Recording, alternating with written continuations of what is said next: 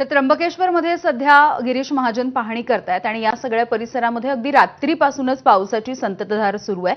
अधूनमधून मुसळधार अशी देखील पर्जन्यवृष्टी होतीये आणि त्यामुळे नाशिक त्र्यंबकेश्वर रस्त्यावरती पावसाचं पाणी यायला सुरुवात झाली आहे। रस्त्याच्या दुतर्फा पावसाचं पाणी वाहत आहे, त्यामुळे वाहतुकीला देखील चांगलाच अडथळा निर्माण होतोय।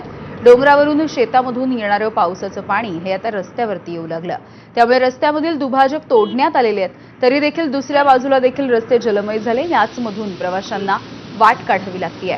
जेसीबीच्या सहाय्यानं पाण्याच्या मार्गामधले अडथळे दूर करून रस्त्यावरच्या पाण्याचा निचरा करायचा प्रयत्न केला जातोय। एकूणच या नाशिकमधल्या आणि त्र्यंबकेश्वरमधल्या परिस्थितीचा आढावा घेतलाय आमचे प्रतिनिधी मुकुल कुलकर्णी यांनी। त्र्यंबकेश्वरमध्ये रात्रीपासूनच मुसळधार पर्जन्यवृष्टी होते आणि ठिकठिकाणी त्याचे परिणाम जाणवू लागलेले आहेत।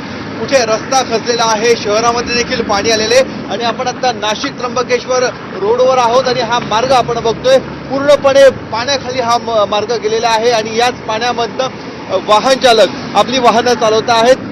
जसा जसा रस्ता हा पुढच्या बाजूला सरकतो आहे तसं तसं पाण्याचा प्रवाह हा वाढत चाललेला आहे। खरं तर हा जो मार्ग आहे हा नाशिककडे जाणाऱ्या गाड्या आहेत। आपण बघतोय की पोलिसांचे म्हणजे सरकारी वाहनं देखील याच मार्गावरनं मार्गक्रमण त्यांना करावं लागते।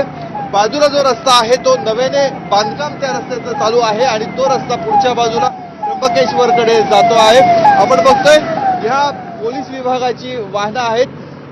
पुढच्या बाजूचा जो रस्ता आहे तो रस्ता त्र्यंबकेश्वरकडे तो मार्ग जातो, मात्र तिथलं काम चालू आहे। तिथे त्या बाजूला जी शेती आहेत, डोंगर आहेत, तिथनं जे पाणी येते ते पलीकडच्या रस्त्यावर जाते, त्यामुळे मधलं जे डिवायडर आहे ते डिवायडर तोडण्यात आलेले आणि तिकडचं हे पाणी या बाजूला संपूर्ण ते पाण्याला रस्ता करून देण्यात आलेला आहे। पुढच्या बाजूला जर बघितलं तर इकडची जी जमीन आहे इथे संपूर्ण पाणीच पाणी बघायला मिळते। जेसीबीच्या साह्याने तिथला भराव काढण्याचं काम चालू आहे आणि जेसीबीच्या माध्यमातून पाण्याला मोकळी वाट करून दिली जाते, जेणेकरून रस्त्यावरचं पाणी हे साचणार नाही, वाहतुकीला अडथळा होणार नाही। परंतु आपण बघतोय नाशिक त्र्यंबकेश्वर रस्ता आता पाण्याखाली जायला सुरुवात झालेली आहे। कॅमेरामॅन किरण कटारेसह मुकुल कुलकर्णी, एबीपी माझा, नाशिक। तिकडे रायगड जिल्ह्यामध्ये गेल्या 4 दिवसांपासून सुरू असलेल्या पावसाचा जोर